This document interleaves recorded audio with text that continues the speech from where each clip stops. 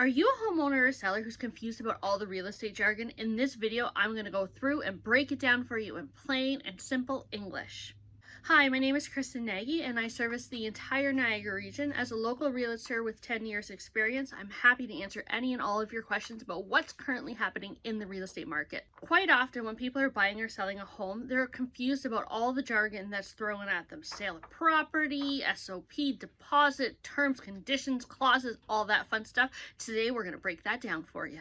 By better understanding these questions, you'll be able to go ahead and ask the right questions, get the right answers, and make sure you fully understand what is being disclosed to you. For most people, purchasing or selling a home is going to be the largest financial transaction that one will ever make. It's very important to make sure that you fully understand the process, have all your questions answered, and I'm here to do that for you. In order to help you understand the real estate market, let's talk about 5 terms that me as a realtor will often use that get buyer and sellers confused.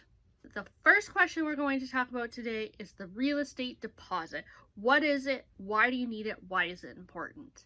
The real estate deposit, it shows good faith. It shows the seller that, you know what, you are good for the money. You have a little bit of money in your bank account. You can go ahead and afford the house that you're putting an offer in on.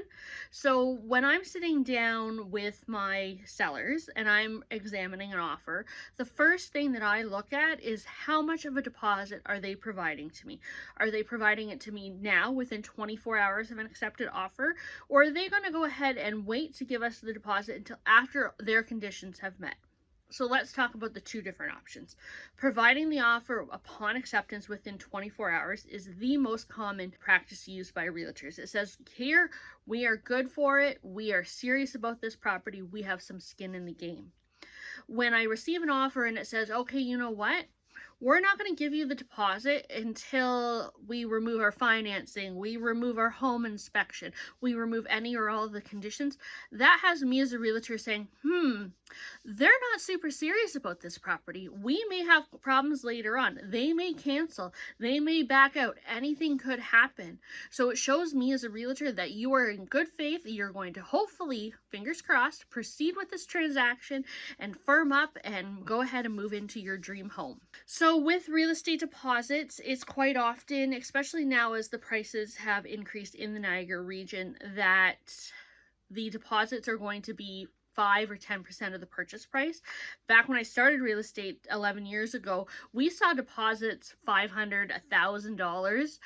In this market, we are looking $25,000, $30,000, $40,000, $50,000 as a deposit. The reason why we like to see a larger deposit is, say something happens in the transaction, you don't close, all of a sudden now you can't get your mortgage, you can't proceed. You're going to think twice about backing out of the property. You're going to work really hard to go ahead and try to complete this property. You won't think twice as much if you're only walking away from, say, $500 or $1,000, but when there's $30,000 on the line, you're a little bit more serious. Okay, the next one we're going to talk about is sale of property. What is it? Where did it go? We haven't seen these in so long. Which form do I use? I don't remember. We haven't used them in so long. So sale of property is essentially a condition is what it is. So a buyer puts it into the offer and says, you know what? This is what I want to offer on the property, but I cannot do it until I sell my property. It is often referred to as an SOP clause. It will say, okay, you know what? I have 15, 20, 30, 45, 60, whatever amount of days that you and your agent decide on, and the sellers also agree to a certain amount of days to sell your property. And then it will say you know what, we have X amount of time to either firm up or walk away. So what will happen is the sellers will go ahead and accept your offer, and then the property will still be listed for sale. It will still be listed as active. The people can go ahead and still show it. And then all of a sudden, the sellers now receive a second offer. So now we have a timeline in our original offer that says, okay, you know what? We have X amount of hours to decide if we want to firm up or walk away. So this is where it gets important. If you are submitting a sale of property condition, is very important to still continue on with your home inspection, your finance. The reason for that is, say you get put on notice that says, okay, you know what, you have 24, 48, 72 hours to firm up or walk away. You're not scrambling to complete that end of the transaction. Maybe you can go ahead and remove your conditions and firm up. Maybe you do have to walk away, but you will know at that point where you stand, and hopefully you'll be able to get your transaction to come together for you. If for whatever reason that doesn't happen, the deposits will be released according to however it's written in the contract, and then also you'll sign a mutual release is what will happen, and then the next buyers will go ahead and proceed with that transaction. Conditions. Let's talk about conditions. We haven't seen conditions in a very long time. What's a condition? Like, where did they go? Everything was firm, ready to go, ready to roll, no questions asked, all cash. Conditions protect you as a buyer. They allow you to have access to go ahead and arrange your financing to make sure that you are truly good for the money, that you're truly able to afford it, to make sure the bank doesn't need an appraisal. It shows that, okay, you know what? Everything is good to go. Another condition, it could be, like I said, the sale of property condition. It could be home inspection. Home inspection, who would have thought they would have made a comeback? But they have made a comeback. So with a home inspection, you would have X amount of days to do it, and then you would have to sign. You would have X amount of days to do it, and then you would have to go ahead and sign whether you fulfilled, or say for whatever reason something came up in the home inspection, you would cross that bridge as you got to it. So essentially a condition is a little bit of extra time in the offer to make sure you have time to do your due diligence. Irrevocable.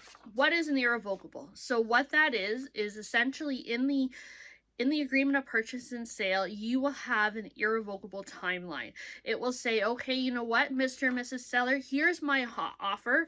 You have until this time to look at it. So how that works is whoever currently has the offer in their hand will have the opportunity to either accept, decline, or counter back the offer. The irrevocable time, so as a seller, you would have the opportunity to have 2 or 3 or 4 offers to pick from if you had that many on the table. As a buyer, you would only submit one irrevocable offer at a time on one property. The reason why you would only do one property and not submit, as a buyer, multiple offers to every house on the block is because if every single one of those sellers goes ahead and accepts your offer, you will then own 5, 6, 7 homes on the street that you've gone ahead and put offers on. So you can only go ahead and have one offer at a time. And the last one today we're going to talk about is title search. What is it? Why do we do it? So that is performed by your lawyer, usually up to 2 weeks prior to close. The lawyer will go ahead and search the land registry documents and make sure that the owner that is selling the property is actually the owner. Make sure that they have the legal authority to go ahead and sell that property. Sometimes deeds change hands over time, or something happens where the parties change or whatnot. So it's up to the lawyers to go ahead and make sure that this person on title has legal authority to sell the property. As always, don't forget, if you are looking to buy or sell in the Niagara region, or if you have any questions about real estate, go ahead and give me a call. You can contact me direct at 289-228-8468. Once again, my name is Kristen Nagy with Keller Williams out in the Niagara region. My telephone number is 289-228-8468. Bye for now.